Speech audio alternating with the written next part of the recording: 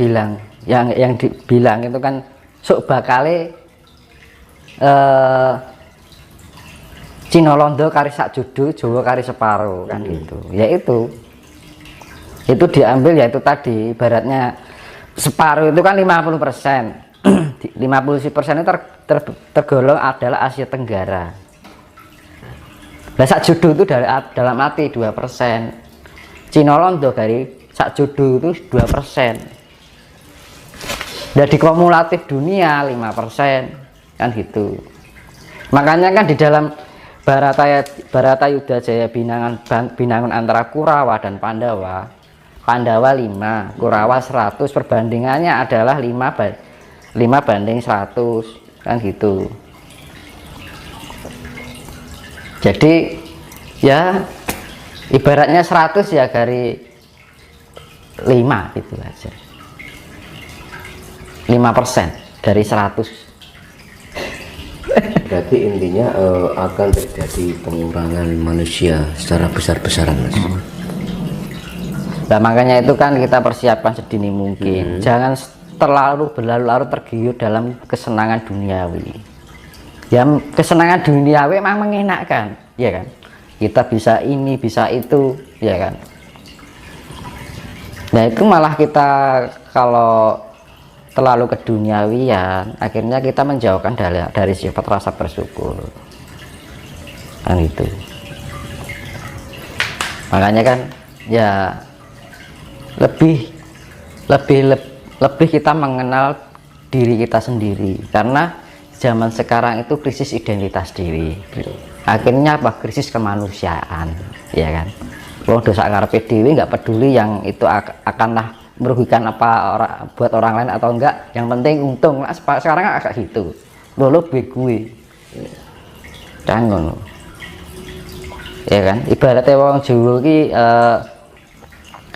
wis akeh sifating jalma menungso kang ngumbar angkara murka, mung butuh nuruti karep, ya kan. Mung butuh nuruti karep, ya kan. Jadi wis ora memberikan sifat yang ninggalake rasa sejati nih. Rasa sejati ini sudah meninggalkan jati dirinya. Jati dirinya adalah sebenarnya adalah Tuhan itu sendiri yang ada di dalam diri kita. Makanya ketika kita menemukan jati diri kita, maka kita akan menemukan Tuhan yang ada di dalam diri kita, ya kan. Identitas diri kita adalah Tuhan sebenarnya. Makanya kan di dalam sesi jenar yo engson kang jumeneng ana, ya Gusti engkang jumeneng ana ning jiwa ragaku. Makanya diarani orang Jawa bilang manunggaling kawula lan Gusti. Itu sebenarnya itu. Tuhan itu ada di dalam diri kita kan. Tapi kita rasakan keberadaan Tuhan. Nah, gitu. Dengan cara apa? Kita mengenal jati diri kita sendiri. Bahwa jati diri kita sendiri adalah sifat Tuhan. Tapi sekarang orang sudah tidak mengenal jati dirinya. Karena apa? Sudah terbelenggu oleh kenikmatan dunia, ya kan. Makanya usake sipating jalma kan seneng ngumbar angkara murka, padha ninggalake rasa sejatine kan ngono. Mung butuh nuruti karep. Kalau orang Jawa bilang kayak gitu. Hanya butuh untuk mengumbar karsa itu. Akhirnya apa? Karsa itu mendunia, ya kan. Dan Jawa ini sebenarnya menuntut untuk mengenal jati diri. Karena apa? Bangsa ini terlalu larut lama ketergantungan dengan negara lain. Ya. Level raja-raja dalam arti petinggi negara ini wis orang gagas itu. Enggak peduli dengan jati diri Nusantara. Katanya ingin menjadi suatu negara yang harus menjadi ada di dunia. Sekarang gini ya, nggak usah jauh-jauh kita berpikir tentang kejayaan Nusantara. Asal-usul Nusantara aja dilupakan kok. Nggak usah asal-usul dulu. Asal-usul diri aja loh, nggak tahu gimana akan memperbesar Nusantara. Kan sepele, nggak usah kita terlalu berpikir jauh. Karena apa? Kriteria Nusantara yang sebenarnya ketika manusianya itu mengenal jati dirinya. Begitu juga mengenal jati diri Nusantara, berbagai budayanya dan kekayaan alamnya. Apa kita sudah membangun ini sudah cukup selesai? Enggak kan, no.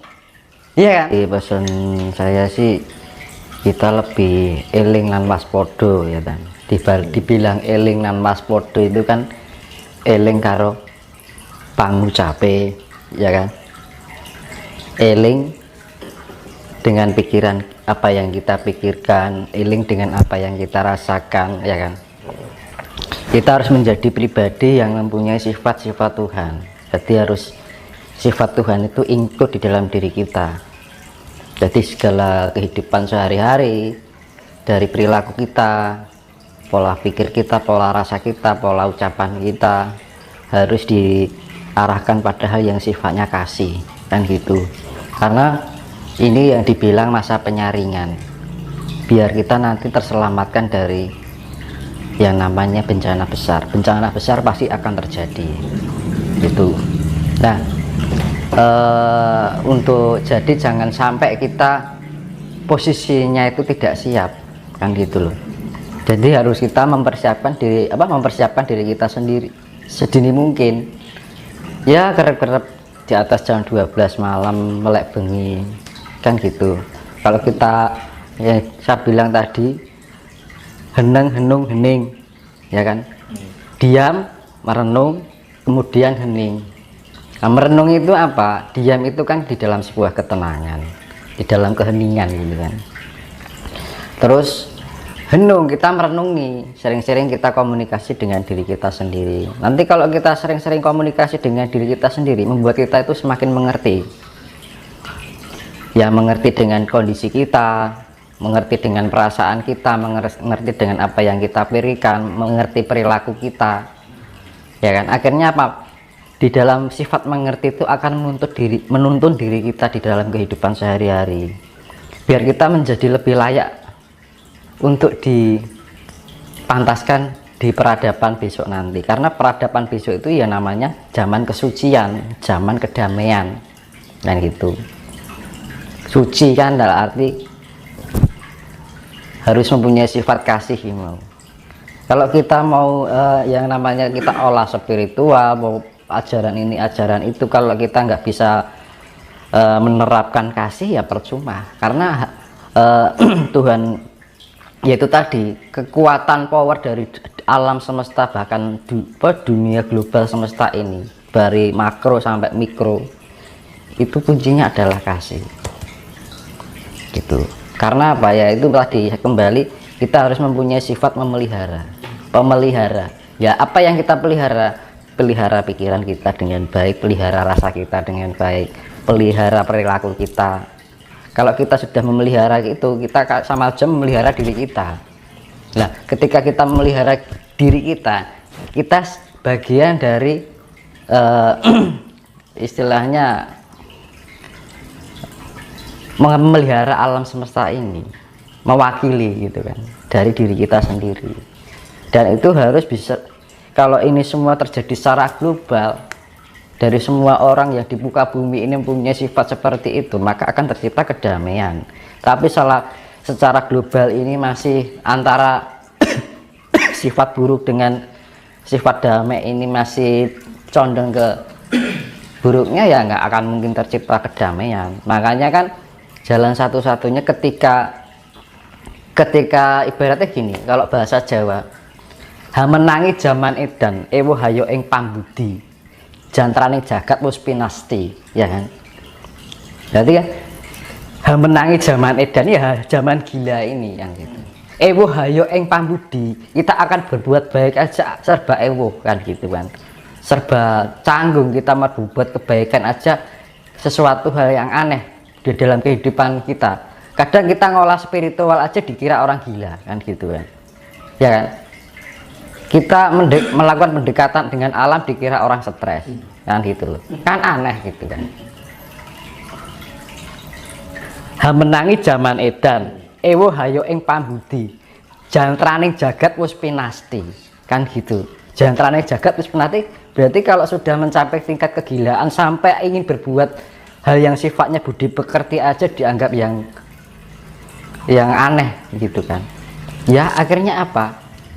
jantraning jagat. Jantra itu kan jangka. Jagat mesti ya akan bekerja ya alam. Itu tadi yang namanya global. Yaitu tadi megatrust itu sifatnya pembersihan. Karena air itu air samudra itu sifatnya neutron. Jadi penetralisir. Terus ini Mas, terkait dengan konsep eling, bahwa jika kita mau selamat dari seleksi alam, dari bencana, kita harus eling. Apakah konsep eling itu yang dimaksud eling sama yang sang pencipta atau bagaimana? Lah eling itu ya bagian terkecil ya, saya contohkan ya. Kita mandi. Kita mandi bahwa kita merasakan bahwa yang mandiin kita air. Nah, itu termasuk eling, Mas. Kita minum nih. Kita minum, kita merasakan bahwa yang kita minum itu air dari Tuhan. Itu eling, Mas. Ya kan? Kita mau berbicara ini. Kira-kira omongan saya itu menyakitkan buat orang lain enggak? Itu eling. Ya kan? Perilaku kita kira-kira menyakiti, merugikan orang lain atau enggak? Itu termasuk eling. Nah, eling itu ya eling karo pikirane, rasanya, ucapannya, perilaku kita, ya kan. Kalau kita sudah eling dengan itu, maka itu bagian dari eling dengan Gusti. Apa sekarang gini, hal yang sepele yang sering kali kita lakukan sehari-hari, mandi, ya kan. Apa pernah kita ketika kita mandi merasakan eling malah? Kalau kita mandi dengan air, kan nggak pernah kan, cuek aja kan, ya kan. Nah itu hal yang sepele itu kan. Makanya kalau mandi, ketika kita mandi diguyur dengan air, kita merasakan bahwa air itu mengguyuri tubuh kita, bahwa air itu dari alam, itu akan menambah energi loh. Karena ada sinergi antara alam dengan mindset kita ini, cipta rasa karsa ini, dan itu akan membangkitkan energi di dalam diri kita. Sepele kan? Mandi itu juga disadari loh. Makan pun juga, ketika makan itu kita sadari, ini nasi ini dari hasil bumi. Saya sadari kita setiap makan, jangan asal makan aja gitu kan. Tapi kita rasakan ketika masuk ke rohani. Nah ini akan sinergi nanti dari kekuatan bumi yang masuk ke tubuh kita. Itu akan membangkitkan energi.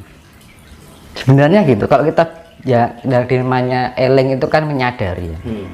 Rasa rumongso itu eling. Dan waspada juga lagi, waspada dengan ucapan kita. Ya sama aja sebenarnya.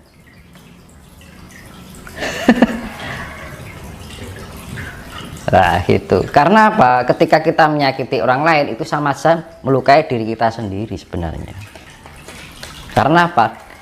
Hukum imbal balik, hukum feedback, hukum cermin, ya kan? Kalau kita pantulkan biru ya kembalinya biru. Kalau pantulkan merah kembalinya merah. Ya sama aja.